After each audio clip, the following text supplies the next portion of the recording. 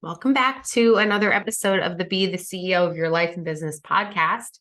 This week, Laura and I are going to revisit a topic that we talked about probably a few times before. But of course, all of these topics are always changing for us because new things happen and it makes the topics a little clearer for us. So this week in particular, we're talking about why it's so important to surround yourself with the right people in your life and how, the environment that you have with the five closest people that you have around you at any given time is really up to you. It's like your choice, your decision to have certain people in your life that are going to influence you. And so this for me, it hit home this week as a topic for two different reasons, both business wise, professionally, and also for personal reasons too. And so I wanted to talk about this today because it reminds me that first of all, I'm very blessed and grateful to have a business partner like Laura, because I feel like we have a partnership that it really is like inexplicable because we really don't ever like not get along or not see things the same way, and not to like a bad thing. Like we're not just like yes men for each other, but because we both have the same outlooks and we have the same energy about things and we probably over communicate everything. But she is like one of the core, I would say, five people in my life that's always surrounding me. And then when it comes to professionally, it's like when you're thinking about the team that you're building for your business, just how important that dynamic is to have the right people with the right energy around you at any given time. And so while I'm so thankful to have like one of those people checked off and like solid, the rest of those people can kind of be like fluid. And I think it's important to talk about how you really spot who those people should be, how you can maybe like help tweak and like fix the culture and the energy in your business or in your personal life, but then also when to make the decision that you have to like change something about the people that are surrounding you.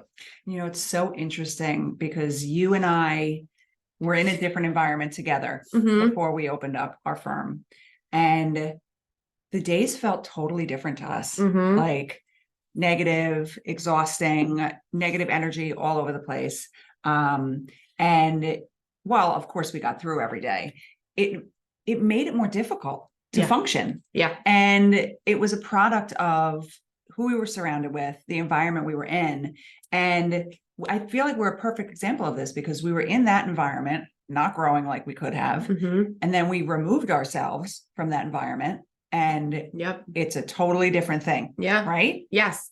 I actually love that you just put it that way, because I have always loved that quote where it's like you could plant the same seeds in two different kinds of soil, and one can bloom and one can just not, wither away.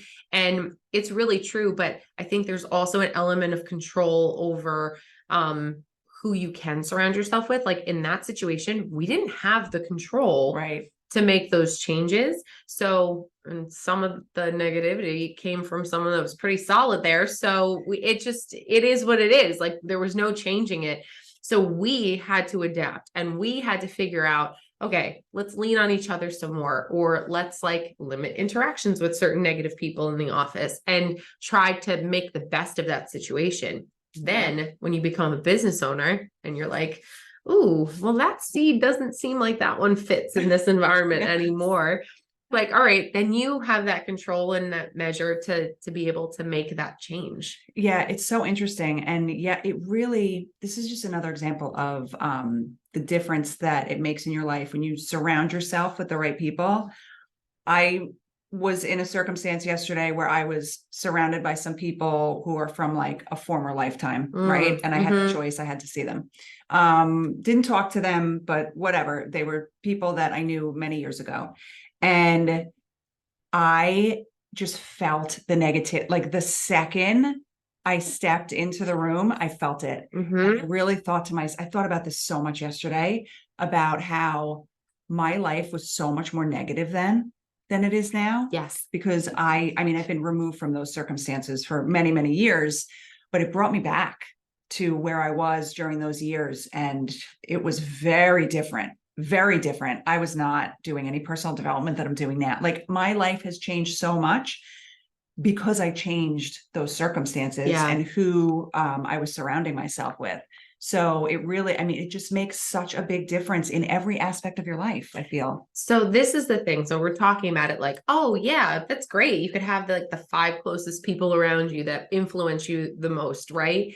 But what do you do? Like, how do you spot that, right? So this is definitely something that in hindsight, I can see it better in our former practice.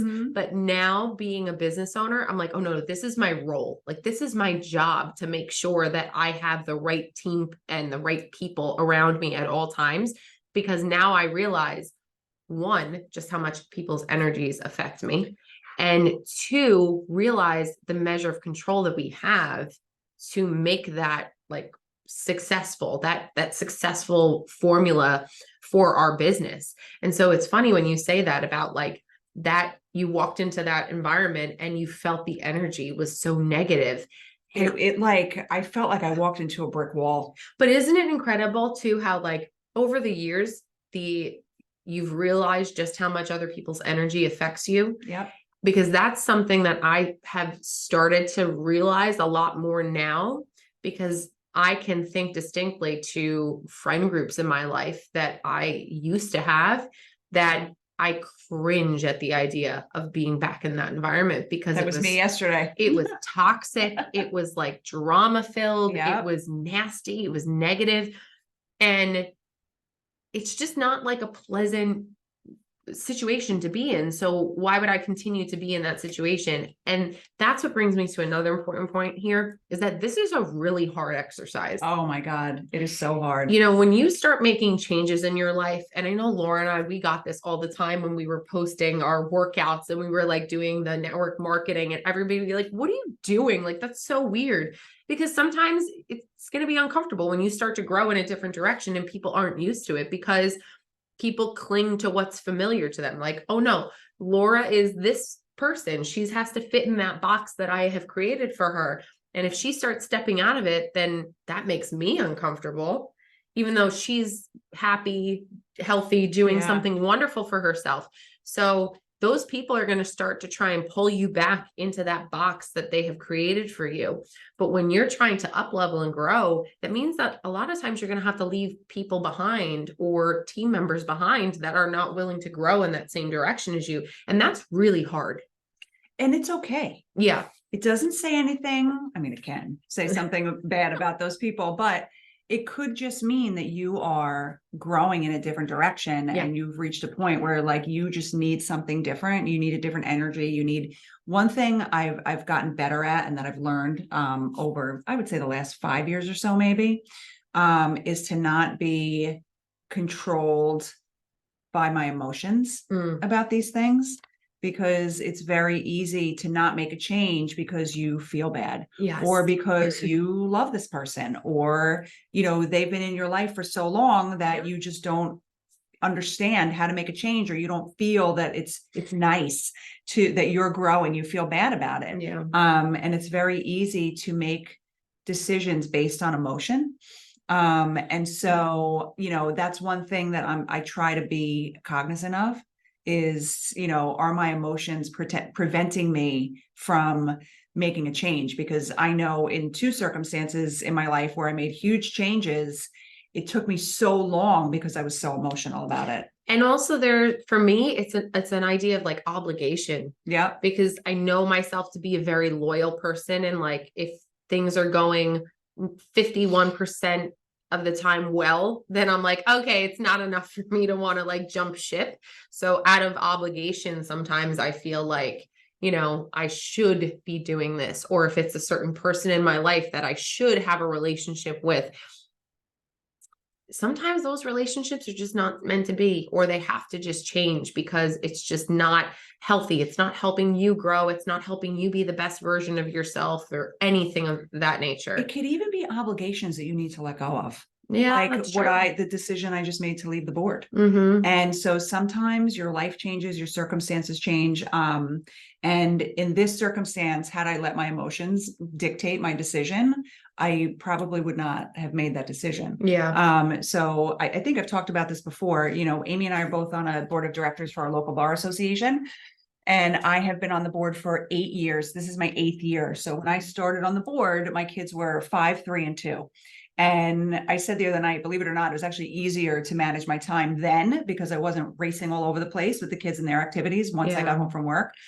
But now in my 8th year, the kids are 13, 11, and 10, and we're never home. And my time is so limited and I need to shift my focus. But my first thoughts were, okay, I need to cut out like certain extracurricular things, right? And really volunteering on this board is extracurricular. But I felt so guilty. Like, yes, my circumstances have changed. I have grown my life. I'm in a totally different place than I was, 8 years ago. And I felt guilty. And I literally was like, I should stay and help. I really shouldn't leave at this point. But it was all guilt and just feeling sad and feeling bad about making the decision to leave. Right. So those were my emotions about it. And I literally drafted the email and sat at my computer, just staring at it, afraid to hit send because I felt so bad. And the other thing that comes to mind here too is that not to pat ourselves on the back, but if we don't realize just how like supportive we are about these choices and how thoughtful we are about these choices, right? Because I know, and nobody else on the board knows, but I know just how many conversations you and I have had about the commitment, the obligation, the like energy that it expends and just all of the stress that comes along with it. So I recognize that and I've taken that into account to then resolve myself to just be supportive, like whatever Laura needs to do that she thinks is going to make her happier, even though leaving the board after like an event like we went to last night, it's going to be bittersweet because there's some really great characters on there and they're just so funny. And they also are very grateful for the perspective that Laura has brought to the board, even in a short window of time for some of them. But again, all things considering, it's not like you're never going to see those people. I know. It's just a change of circumstances so that, we can't also overlook that there's some really stressful moments in serving on these kinds of committees and boards and making really difficult decisions and having different personalities that you have to surround yourself with. And when you recognize that about yourself and you become aware, it's going back to the point I made before, this is a really hard exercise to say like my success, my growth, my family, my obligations, my priorities outweigh me being in this situation week after week, month after month. It's too much. I can't keep on doing this. Something is going to drop off and I don't want it to be the other priorities in my life. And it's so funny. Alejandra had the best line. She said to me when I was talking to her about how I sat in front of my computer with the email open and literally was afraid. I was afraid to hit send because I'm thinking like emotionally, am I going to regret this decision? Am I, not being fair to the rest of the board? And it was just a whole emotional thought process. And I said, one of the things I said in my email was that I really need to focus on, my kids at home and then my business. Like it just needs to be one of those two buckets, either my family or my business. Yeah. And she looked at me and she was like, why isn't that enough? It's so true. That is the problem with women. It's never enough. No. We spread ourselves so thin. Yeah. We stay in situations much longer than we should. And it was just, she said that and I just looked at her and I was like, that is the best question. It's so why true isn't though. That enough? Why isn't it enough? You have 3 kids that you're raising. They're all soon to be teenagers. One of them is a teenager. And we have a law firm that we're running. Yeah. She's like, why isn't that enough on your plate? Hence why she's another key player of our circle of influence here. Right. Because again, when you have like-mindedness in and around you, and also again, nobody on our team is like a yes person where they read yeses to death. We all challenge each other. We bring differing perspectives. We're all different. We all bring a different flavor to it, but having that breath of fresh air and that like just constant support and like there's no competition, there's no compare. Well, I'm on this board, you should be on this. There's none of that. No, nobody cares. Nobody has time for that. please. So it's very much like an idea of that. Think about those people. Who are you surrounding yourself with? Are you going to surround yourself with the person that's guilting you into doing it? Oh no, but this is good for business. You might get something out of this relationship. No. Okay. It's all right. It's not going to cost you your sanity because you have so much else on your plate. Yeah. And you know what? If you're in a circumstance, look, you can't just cut everybody out of your life. No. Right? You can't just say, you know what? This relationship's not working for me anymore. I mean, I guess sometimes you can, but Sometimes you can. I'm done with you. Goodbye. Yeah. Like, if you work for somebody that brings you very negative energy, like, you know, we were in that scenario for a very long time. So we, you know, when I first was there, I wasn't very aware of it. Right. But over the years, you know, Amy and I developed strategies to manage it. Yes. And so we couldn't necessarily change the environment at the time because you can't change people, right? We couldn't force anybody to change. No. But we could do things in our own life that made it more manageable, like when we joined Beachbody and we started doing all the personal development and we were very into our fitness and nutrition, you know, keeping ourselves mentally and physically healthy because we couldn't change at that time the people that we were surrounded with. Eventually you should reach a point where you can make a change. And it doesn't mean that you never have to speak to those people again. It doesn't mean necessarily that you have to completely cut them out of your life. But, you know, if it's a matter of really needing to change the energy that you're surrounding with, you really should sit down and come up with a plan. Yeah. And, you know, the flip side of this coin is too, is that, or if you're sitting in a situation where you're like, I don't feel like I have anybody, like, I don't feel like I'm in a good circle at all, probably means that you need to find a new circle to be a part of. And that is so hard. It feels like you're making friends all over again, like what you were as a kid. And I think it's even harder too, because your time is limited. You're not stuck in a schoolhouse with like all of these people that you're getting to know every single day for 8 hours. It's like your kids' parents that you're like meeting at sporting events or colleagues that from like your profession or, you know, your job or your office. And so it can be really, really hard to go into those situations and be like, are they going to like me? Or you just have to start like keeping an eye out for the people that seem to have the same interests as you, maybe think the same way that you might do, that you might be thinking, or they're doing something that you wish that you could be doing. So you're almost like looking up to them in a sense. And that make you feel good. Like, I think another thing that I've also gotten pretty good at is my intuition. And I'll get around certain people and it just doesn't feel good. It doesn't feel right. I know that something just doesn't fit. What do I say to you? Something's afoot. Something doesn't feel right. Something, you know, and I would say 99% of the time it turns out that we are correct. Right. So it's also important to listen to your intuition, I think, as well, because I think, like, you know, and Brendon Burchard talked about, did you listen to the Daily Fire today? No, not yet. So he talked about this on the Daily Fire this morning about making choices and making good choices. And he was like, you know, when you're making a choice, deep down, your gut can tell you whether you're making the right choice or not. Totally. And so deep down, I think we know like what is right, what we should be doing, what circumstances feel right and maybe not so right. But it's making the choice. That's the hard part. To change your circumstances. That's the scary thing, because we build it up to be so terrifying, right? And I remember distinctly, like, after I, you know, was evaluating whether or not to join in partnership with Laura, it was around that time where the pivotal question that I asked myself was, am I prepared to go on maternity leave with my son and then have to return to that same negativity that I have been in for over a decade? And the answer was just resoundingly no. That answer terrified me more than change. And so it's the same thought process of whether you're a business owner and you're making a change in the team that you have. It might be really scary to let somebody go from your company because they just don't fit. But what's scarier is keeping that person and seeing what kind of toxicity that might create and permeate within your company. Or is it scarier to say, we're going to cut and part ways with this person and have to find somebody new and see if there's a new opportunity? For me, I have realized, just experience keeps hitting me over the head with it, that the scarier thing is always the one that's going to bring you forward and move you forward and push you in a new direction. And it's only scary because it's unknown. When when a person shows you to their true colors, you have to believe them. And that's scary enough. Yeah, it is. And that to me is just not worth it. No. So in this evaluation, we just want to reiterate to you that it's really important for you to trust your intuition and trust your gut.